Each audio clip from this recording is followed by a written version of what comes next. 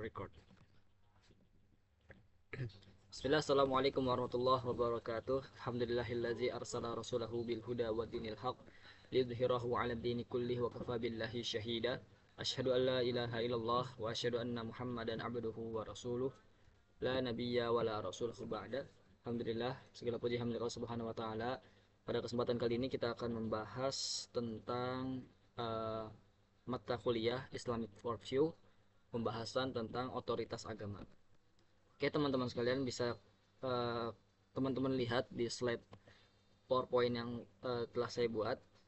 Yang pertama kita akan menjelaskan apa itu otoritas ya.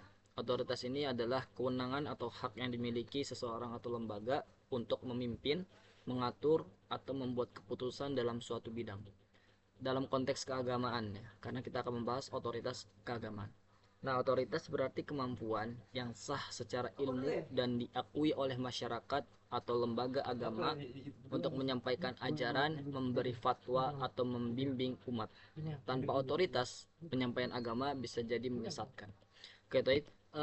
Di slide selanjutnya, itu kita membahas tentang keagamaan. Keagamaan itu adalah segala hal yang berkaitan dengan agama, baik dalam bentuk keyakinan, ajaran, ibadah, etika, maupun aktivitas sosial yang didasarkan pada nilai-nilai dan hukum agama. Nah, ini ya tentang keagamaan. Tadi otoritas dan ini tentang keagamaan. Oke. Uh, nah, ketika kita sudah bahas otoritas dan keagamaan, kita bahas tentang otoritas keagamaan. Ya. Kalau tadi otoritas, terus setelahnya keagamaan, dan kita bahas sekarang otoritas keagamaan. Nah, di sini otoritas keagamaan adalah kewenangan yang dimiliki oleh seseorang atau lembaga untuk menyampaikan, menafsirkan, dan mengarahkan ajaran agama ya secara sah dan diakui oleh masyarakat atau institusi keagamaan. Nah, ini ya, ketika seseorang sudah memiliki otoritas keagamaan, maka itu sudah dipastikan sah ya, sah dan bisa diterima, seharusnya sudah bisa diterima karena apapun penyampaiannya dan penafsirannya, kalau mereka sudah memiliki otoritas keagamaan, maka itu berarti sudah diakui oleh masyarakat. Nah, ini ciri orang yang mempunyai otoritas keagamaan. Yang pertama ini sudah pasti ya, ini memiliki ilmu agama yang mendalam ya. Tidak mungkin orang yang mempunyai otoritas keagamaan tidak memiliki ilmu yang mendalam. Maka orang yang mempunyai otoritas keagamaan ini adalah orang-orang yang benar-benar memumpuni ya, orang-orang yang sudah memiliki ilmu yang sangat-sangat ia kuasai dan mendalam. Yang kedua, memiliki sanad keilmuan rantai ya. Ini memiliki sanad keilmuan ya, dari rantai guru yang jelas.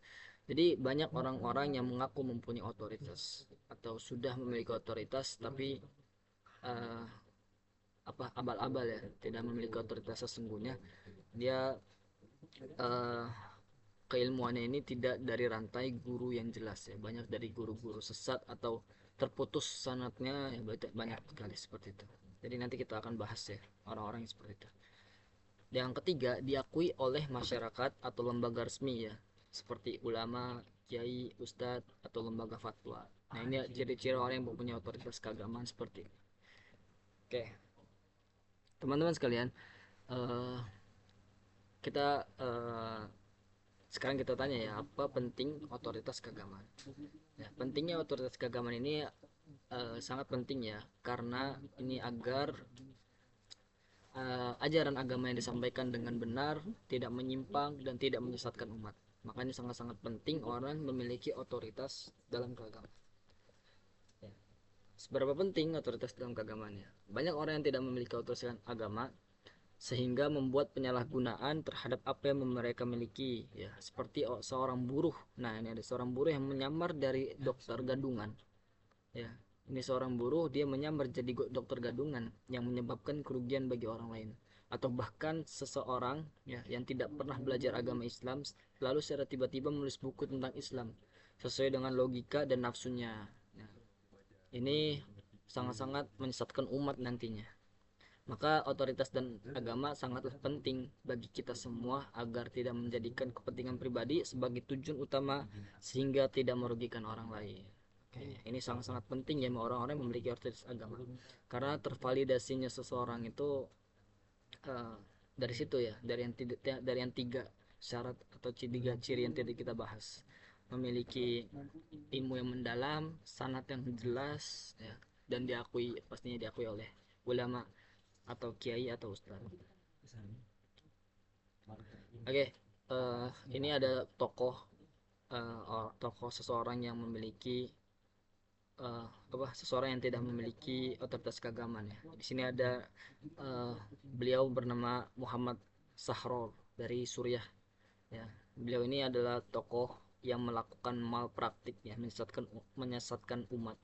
Ya, awal mula Muhammad Sahror terkenal ini ketika menerbitkan buku yang berjudul Alkitab dan Al-Quran adalah sebuah pembacaan kontemporer.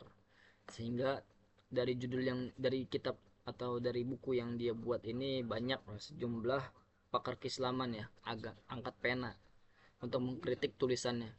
Ya, Sahror disinyalir pengaruh oleh unsur pemilikan Yahudi, sekularisme dan liberal. Salah satu kontroversial dalam aplikasi pemahamannya adalah tentang batas aurat perempuan dan pakaiannya.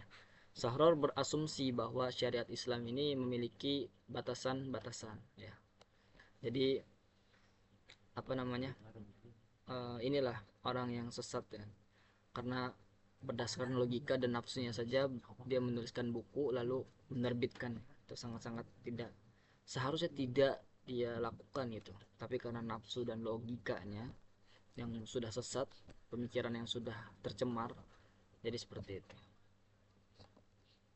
Nah, eh, ini yang dia katakan tadi tuh, karena batas syariat Islam ini memiliki batasan. Tapi kata Sahror Muhammad Sahror ini, namun juga bersifat lentur dan boleh berubah. Ya, Sahror mengatakan bahwa aurat perempuan itu ada batas minimal dan batas maksimal, sehingga menurutnya hanya bagian intim saja yang tidak boleh terlihat pandangan. Sementara bagian dada, ketiak, dan kepala boleh diperlihatkan kepada orang lain, bahkan kepada yang bukan muhrim sekalipun. Nah, inilah pemikiran yang sangat sesat. Itulah berdasarkan logika dan nafsunya saja gitu. Jadi batasan aurat menurut Sahror ya ini hanya menutupi apa bagian intim ya, bagian intim. Sementara kayak dada, ketiak dan kepala itu boleh diperlihatkan. Bahkan yang bukan muhrim pun boleh melihat. Ini kata Muhammad Sahror seperti ini. Oke. Nah, ini ada salah satu statement Sahror ya. Dia mengatakan karena ya, penafsiran dan penerapan ayat-ayat hukum itu merupakan kegiatan manusia, maka ia mungkin salah dan hanya relatif kebenarannya. Ya, apa yang berlaku bagi suatu masa boleh jadi tidak sesuai dengan masa yang lain, walaupun kesucian ayat-ayat hukum tersebut bersifat abadi. Oleh sebab itu, tidak ada penafsiran atau tindakan manusia yang mesti diterima tanpa dibahas terlebih dahulu, lantaran itu semua membawa ciri-ciri kesejarahan dan tentu berbeda dari zaman ke zaman dan dari satu masyarakat ke masyarakat lainnya. Nah, ini harus digarisbawahi yang Sahror katakan ini adalah apa tuh? Apa yang berlaku bagi suatu masa boleh jadi tidak sesuai dengan masa yang lain. Nah, ini ya. Ini sangat-sangat statement yang dia lontarkan ini sangat apa? Tidak tidak berdasarkan Al-Quran dan Sunnah, hanya berdasarkan logika dan nafsu saja. Oke, nah ini ada perkataan selanjutnya ya, apabila kita maksudnya dari perkataan Muhammad Sahror ini kita cermati ya sejenak, karena pernyataan dari Muhammad Sahror ini mencerminkan krisis otoritas yang dialami umat Islam pada setiap zaman. Ya, krisis yang terjadi tatkala muncul orang-orang yang merasa tahu tapi tidak tahu merasa. Nah ini ya, ini adalah Syahror. Ya, dia merasa tahu tapi tidak tahu merasa. Ya. Ya, sebentar. Syahror ini mengatakan kalau seorang atau kalau seorang At-Tobari dan Ibnu Kasir ya boleh oh, apa Kalau seorang At-Tabari dan Ibnu Katsir boleh menafsirkan Al-Quran, mengapa aku tidak boleh? Ya. Bukankah aku manusia sama seperti mereka? Nah ini Sahror yang mengatakan. Ya. Nah ini perkataan yang Sahror lontarkan ini atau yang menurut Sahror itu adalah benar ya. Jadi dia merasa tahu gitu. Karena dia melihat dari At-Tabari dan Ibnu Katsir. At-Tabari dan Ibnu Katsir ini sama-sama manusia.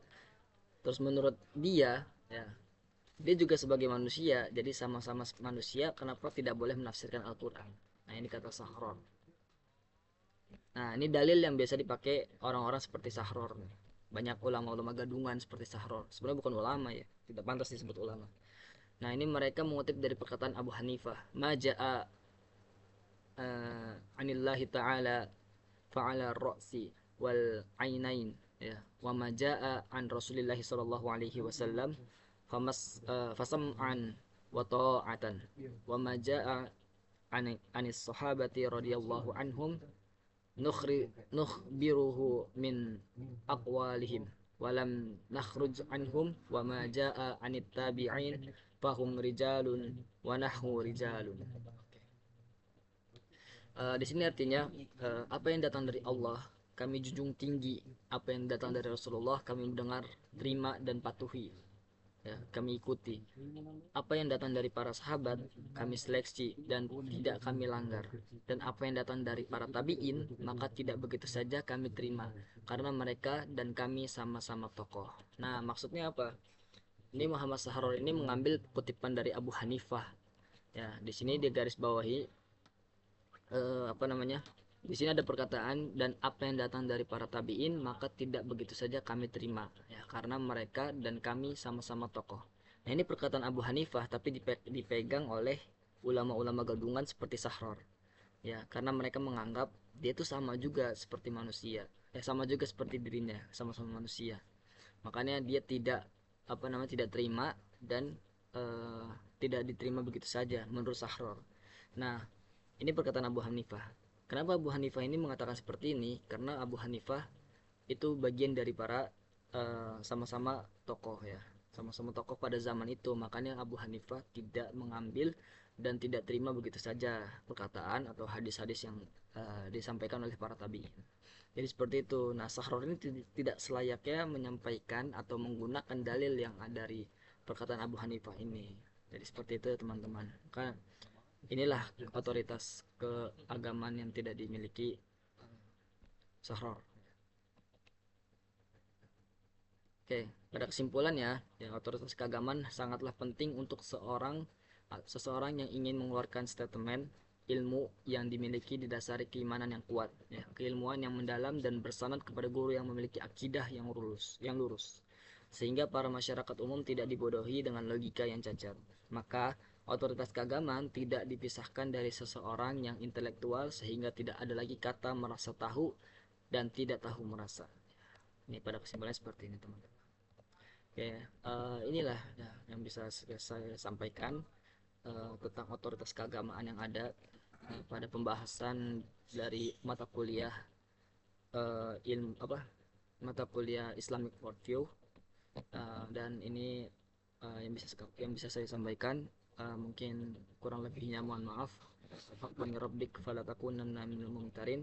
Unzur maqala wala tanzur man qala. Syukran. Assalamualaikum warahmatullahi wabarakatuh.